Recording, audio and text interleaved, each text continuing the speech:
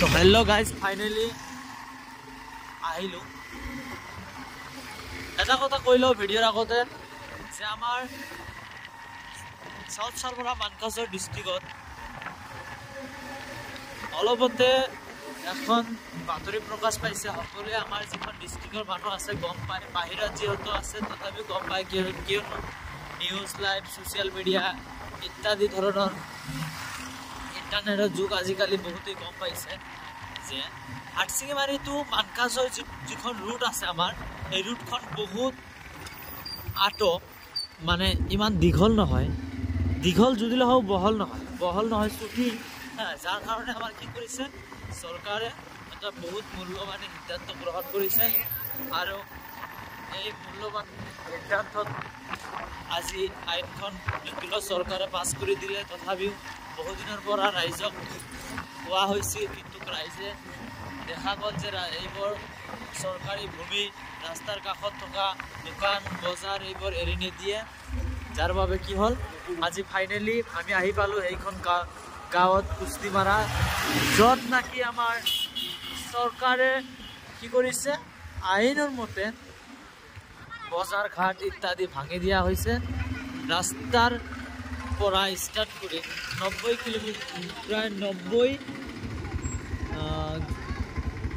90 ফুটৰ ভিতৰত কোনো ধৰণৰ দোকান ঘৰ দুৱাৰ থাকিব নোৱাৰিব। এই সকলোবোৰ ক্লিয়াৰলি মই দেখুৱাই আছোঁ। চাওক, আজি আমি আহি পালোঁ এইখন কুস্তিমাৰা বজাৰত, য'ত আমাৰ কি কৰিছে বহুতো ভাংচুৰ কৰিছে, JCB লগোৱাই চৰকাৰে এইবোৰ ভাঙি দিছে। এইখন অৱস্থা, আৰু এইখন আমাৰ ৰাস্তা হয় হাটশিঙিমাৰীৰ পৰা মানকাছলৈ যোৱা ৰাস্তা। আৰু কি ক'ম, জনসাধাৰণৰ দুখ যদি চৰকাৰে বুজি নাপায় তেন্তে এইটো বহুত বেয়া কথা। যদিও আমাৰ আজি দেখা গ'ল যে কুস্তিমাৰাৰ পৰা আমাৰ যিহেতু আমি মানকাছৰ সমষ্টিৰ মানুহ আছোঁ, এই সকলোবোৰক বহুত দিনৰ পৰা সোমাই দিয়া হৈছিল এই ভাংচুৰ কৰাৰ কাৰণে, কিন্তু দেখা গ'ল পাব্লিকৰ বহুত ক্ষতি হৈ গ'ল, জনসাধাৰণৰ বহুতো অসুবিধা হৈ গ'ল, যাৰ কাৰণে এই জনসাধাৰণৰ দুখ চৰকাৰে অলপ ভাবি চিন্তা কৰিব লাগিছিল, বুজি পাব লাগিছিল। মানুহৰ ঘৰ দুৱাৰ দোকান এইবোৰ আপোনালোকে চাবই পাৰিছে, স্ক্ৰীণত মই দেখাই দিছোঁ। এইবোৰ সঁচাকৈ বহুত দুখ লগা কথা।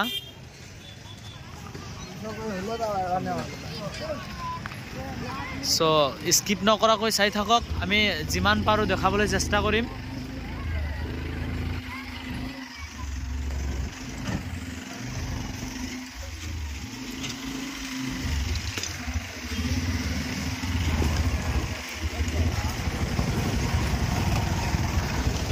ৰাইজৰ বহুত অসুবিধা হৈ গৈছে, ঘৰ দুৱাৰ যা আছে সকলোবোৰ ভাঙি দিছে ৰাইজে। এতিয়া কিনো কৰিব, কৰাৰ একো নাই। চাওক এনেকুৱা অৱস্থা।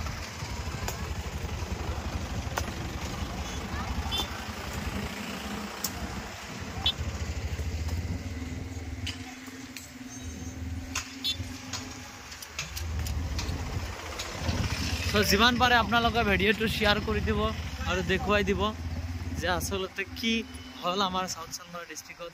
এই যি ক্ষতিপূৰণ হৈ গ'ল, এই যি ক্ষতি হৈ গ'ল পাব্লিকৰ, এই ক্ষতি চৰকাৰে কিমান দূৰ ৰাইজক সান্তনা দিব, কেনেকৈ ৰাইজক সান্তনা দিব। বহুত দুখীয়া গৰীব দুখীয়া মানুহ আছে, এই মানুহবোৰৰ অৱস্থা কি হ'ব। তো ভিডিঅ'টো ইমানেই আজিলৈ থাকিল। যদি আগত আমি আৰু চাম, যদি আগত থাকে তেন্তে আমি দেখাবলৈ চেষ্টা কৰিম, আপোনালোকে স্কিপ নকৰাকৈ চাই থাকক।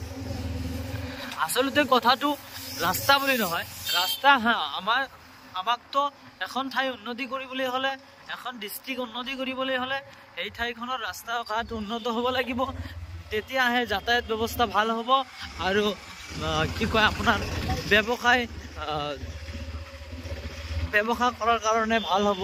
আমাৰ মানকাছৰৰ বস্তু সামগ্ৰী যেতিয়া বাহিৰলৈ নিবলৈ হয় তেতিয়া আমাৰ কি হয়, বহুত এটা অসুবিধা ফেচ হৈ যায়।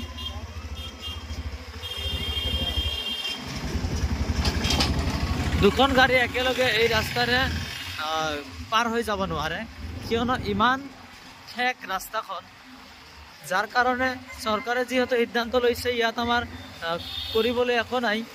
আমি চৰকাৰক ধন্যবাদ দিওঁ, কিন্তু চৰকাৰে অলপ ভাবিব লাগিছিল জনসাধাৰণৰ কি অৱস্থা হ'ব। কাৰণ ইমান বছৰ ধৰি নিজকে গোটাই চটাই ইমান ডাঙৰ ডাঙৰ বিল্ডিংবোৰ বনাইছে, দোকান বনাইছে, বহুত দুখীয়া মানুহ আছে যিবোৰে কি কৰিছে, এই ৰাস্তাৰ কাষত ঘৰ দুৱাৰ হৈছে, এই সকলোবোৰ কিন্তু ভাঙি দিয়া হ'ব। চাওক আপোনালোকে, এই ৰাস্তাৰ ওচৰত থকা যিমানবোৰ ঘৰ দুৱাৰ আছে সকলোবোৰ ভাঙি দিয়া হ'ব, কাকো ৰেহাই দিয়া নহয়, কাকো খাতিৰ কৰা নহয়। আৰু চৰকাৰে, মই এটা কথা শুনা পাইছিলোঁ, পাৰ্মিশ্যনত লিখা আছিল, মই চাইছোঁ, তাত লিখা আছিল যে যিবিলাক দুখীয়া আৰু ৰাস্তাৰ কাষত ঘৰ দুৱাৰ বান্ধি আছে এই মানুহবোৰক আগতীয়াকৈ আবেদন কৰি দিয়া হ'ল যে ৰাস্তাৰ কাষৰ পৰা সোনকালে নিজৰ সামগ্ৰী ঘৰ দুৱাৰ ভাঙি ৰাস্তাৰ পৰা প্ৰায় 90 ফুট আঁতৰত ঘৰ দুৱাৰ দোকান হ'ব লাগে।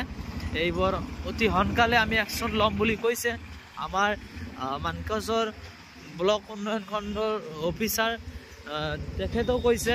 তাৰপিছত আমাৰ ব্লক উন্নয়ন অফিচাৰ, চাৰ্কল অফিচাৰ অৰ্থাৎ আমাৰ CO ছাৰো কৈছে। কিন্তু দেখা গ'ল যে এই চাওক, মাত্ৰ কিছুদিন এইখন বিল্ডিঙো ভঙা পৰিব, কিয়নো ৰাস্তাৰ পৰা ইয়াৰ দূৰত্ব মাত্ৰ বেছি নহয় 20 ফুট মান হ'ব। এই সকলোবোৰ ভাঙি দিয়া হ'ব, কাকো ৰেহাই দিয়া নহয়।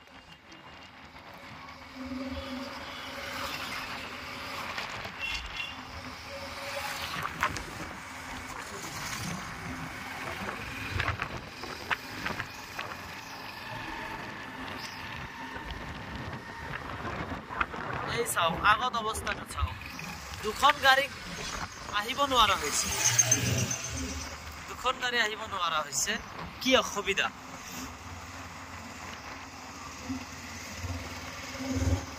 চ' মোৰ ভিডিঅ'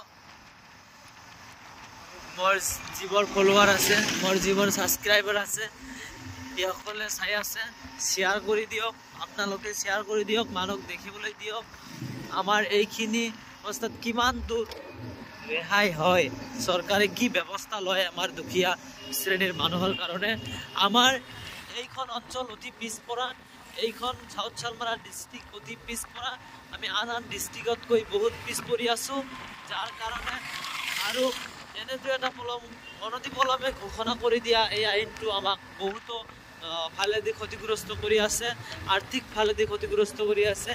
এনেকুৱা দুখীয়া মানুহ আমাৰ এই অঞ্চলত আছে যিবোৰে এদিন কাম নকৰিলে নিজে দুমুঠি খাব নাপায়। এই মানুহৰ অৱস্থা কি হ'ব, আপোনালোকে ৰাইজ, আপোনালোকে অলপ শ্বেয়াৰ কৰি ভিডিঅ'টো সকলোকে দেখিবলৈ সুবিধা কৰি দিয়ক, আৰু বেছি বেছিকৈ ইয়াৰ ওপৰত কি পদক্ষেপ ল'ব লাগে কমেণ্টত আপোনালোকে জনাই দিব, যাতে চৰকাৰৰ প্ৰতিপক্ষে চৰকাৰী মানুহ চাব পাৰে। মই এই সুদূৰ হাটশিঙিমাৰীৰ পৰা আজি মানকাছলৈ গোটেইটো ৰাস্তা আহিলোঁ, চালোঁ কিমান বেয়া, কি অৱস্থা পাব্লিকৰ।